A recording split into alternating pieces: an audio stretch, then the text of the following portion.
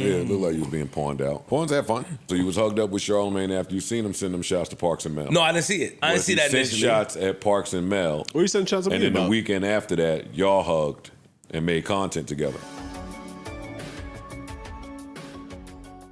Joe Budden calls out Charlamagne for manipulating his co-host. Yeah, on the last episode of the Joe Budden podcast, it was the longest discussion Joe has had about Charlamagne in quite some time. Now, for those of you that don't know, Charlamagne was at InvestFest, and guess who was there? Queen's Flip. And the two would talk to each other, with Joe Budden noting that Charlamagne played Flip like a pawn. Now, the interaction between Flip and Charlamagne definitely came off like a play. Within moments of Charlamagne meeting Flip, he said that Joe will suspend Flip for hanging out with Charlamagne. Now, that's a shot in a couple different ways.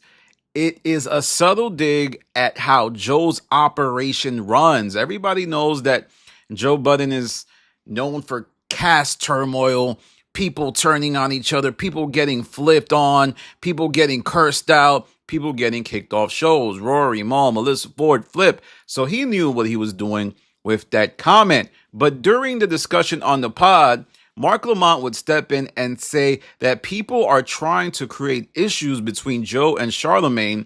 People are trying to make you and Charlamagne a beef for a thing, and I hate that. Now, Mark is saying this despite hours of content over the last 10 years, proving that the two men have been sneak dissing each other for years. I mean, there was the whole Spotify negotiation where Charlamagne said Joe Budden doesn't know how to do business, despite him being paid by Joe Budden to do the pull-ups and the year-end wrap-ups. And then Charlamagne tried to sabotage Everyday Struggle, suggesting to academics that he should quit the show.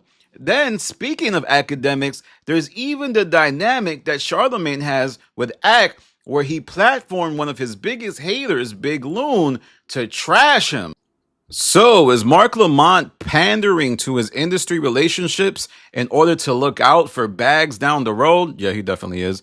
Then, Joe alluded to interviewing someone from Charlamagne's past. I could also go spend the night in South Carolina and loan my platform to the young lady who you're attempting to settle with. I'm not necessarily above it. I'm saying this corny. When Charlamagne was trying to sabotage, the Spotify negotiations, this is what Joe said. And that sent Charlamagne into a tailspin, so much so that he would hit Rory and Van Lathan up to smooth things over. Charlamagne wouldn't even speak to me. It's fine. I get it. You have this truce with Joe and you don't want to, make anything look weird where you guys have to go back and forth with this.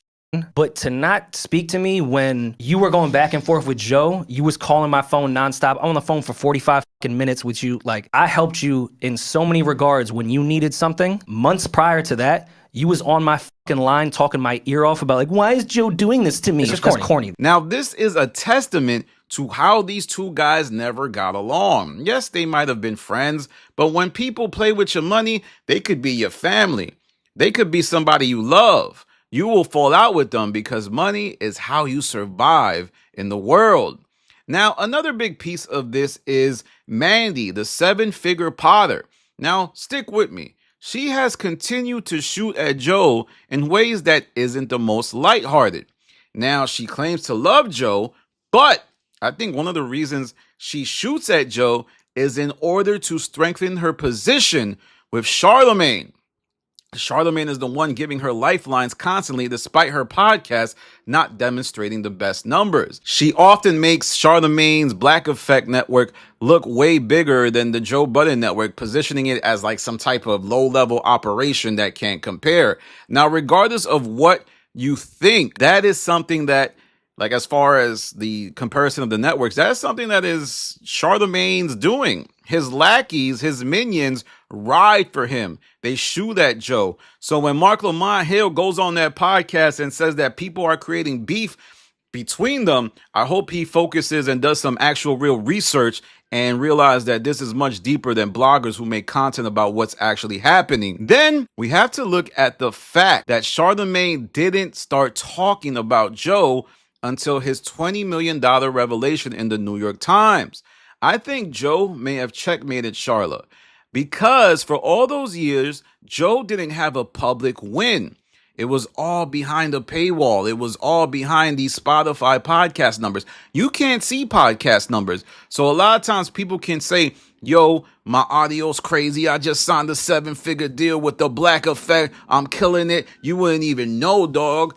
But now with Joe Budden saying, I make $20 million a year, he checkmated everybody because nobody else can really say that.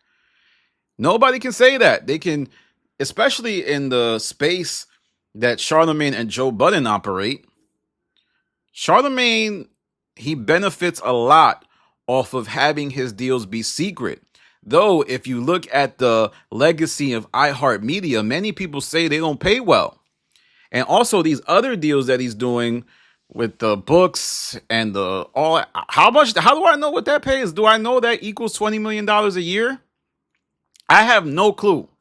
But Joe putting that out there, I feel like he put the ball in Charlamagne's court, and I wouldn't be surprised if within the next few weeks you see an article from Charlamagne or one of them publications saying Charlamagne garners this much and he makes this much, because Charlamagne's really sensitive about his legacy, and Joe's positioning in the space is a challenge to it, especially with him being the creator guy, even though I don't think that's it. But anyway, that's a discussion for another day. Also, another key point of this Charlamagne Joe Budden war is how Joe's co-hosts are always around Charlamagne, but the inverse isn't true.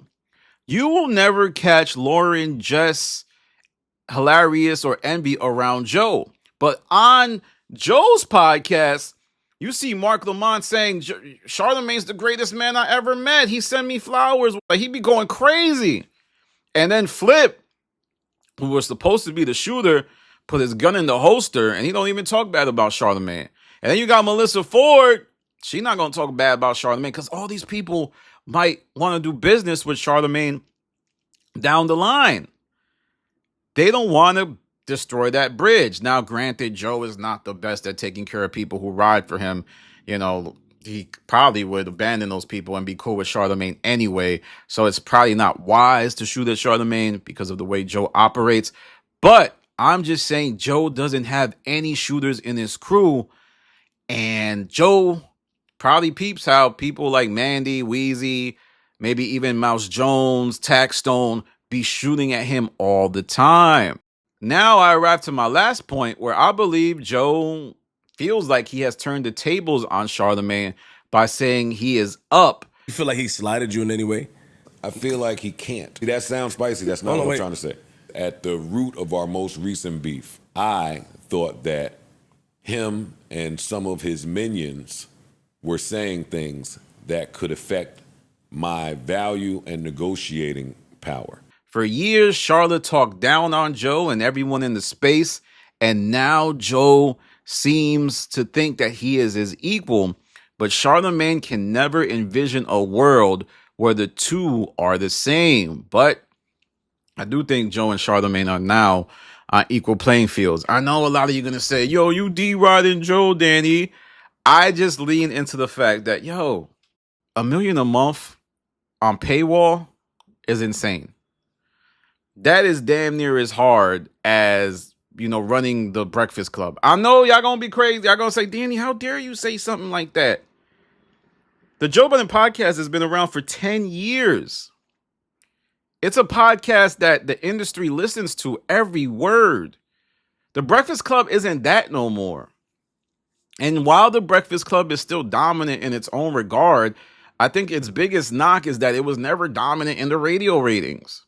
Breakfast Club is losing to Hot 97 in New York. I'm sorry, guys. I'm sorry. And like I said earlier, Joe has public numbers now. Charlamagne don't. And I don't know how much of the Breakfast Club Charlamagne owns. I doubt he owns any. He says that on the Vlad interview that he owns the Black Effect network, but that's a different thing. I don't know what that entails. That is not a public deal. And I know a lot of people say, you're nosy, Danny. I'm not nosy. I just know one guy is making his dealings public and the other guy is making his dealings private. And I believe it's strategically done so to be able to circumvent what he's actually accruing. I'm not saying Charlamagne is broke, but I'm just saying that if you look at that $20 million a year number, not many podcasters are doing that.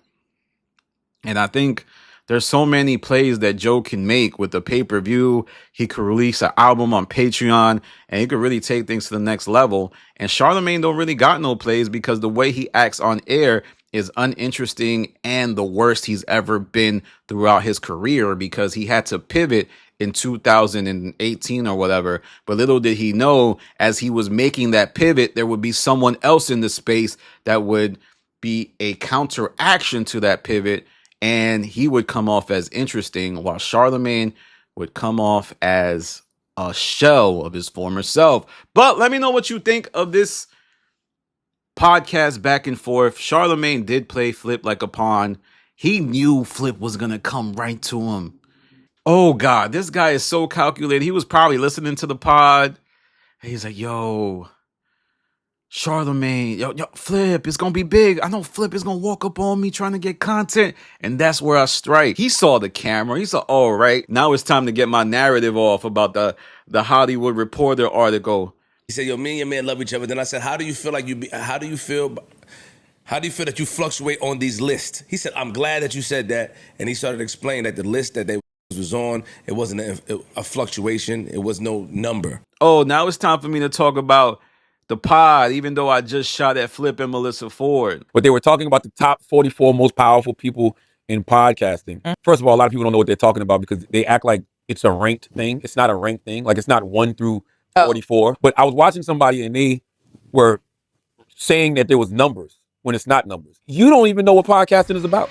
I didn't see Ish with Charlamagne. I did not see Ish with Charlamagne. He didn't go out his way to see him, but I saw Flip with Charlamagne. And that's the danger sometimes of these dynamics, is that people are going to look out for the content. But like I said, give me insight in the comments. Let me know what you think. I just had a discussion with Imani on my Patreon. It's pretty good. It gives insight into content creation. Imani confronted me and my team. At some point in time, and we've seen this happen in a lot of instances, this internet now intersects into real life, and y'all never account for that. And that's the ignorant part as well on y'all part. It's always so easy to just say, this isn't reality, and this isn't real life, and it's just the internet. But what happens when it does become reality? Then the person who now reacts is held responsible for your ignorant ways of being with strangers. I think it'll be an interesting discussion that you will like. Also, S is on the Patreon as well, going in on Melissa Ford for the way she treated their podcast partnership. When I saw that things between us, I had a feeling like it just wasn't right. Felt funny. You can tell when somebody's being shady, I guess is an easy way to put it. But my friend involved, she talked me out, she was just like, like, there's no point in stressing about it. If anything goes left, don't worry about it. And so I didn't worry about it. But I'm also not an idiot. So I trademarked it. And not to say like, oh, I think she would steal it, but it's like you have to, how they say, cross your T's and dot your I's. And by the way, where is Melissa Ford? Well, that's it for this video. Follow me on Instagram, The Stop TV. Follow me on Twitter, The Stop TV. This is Danny from The Stop. Peace.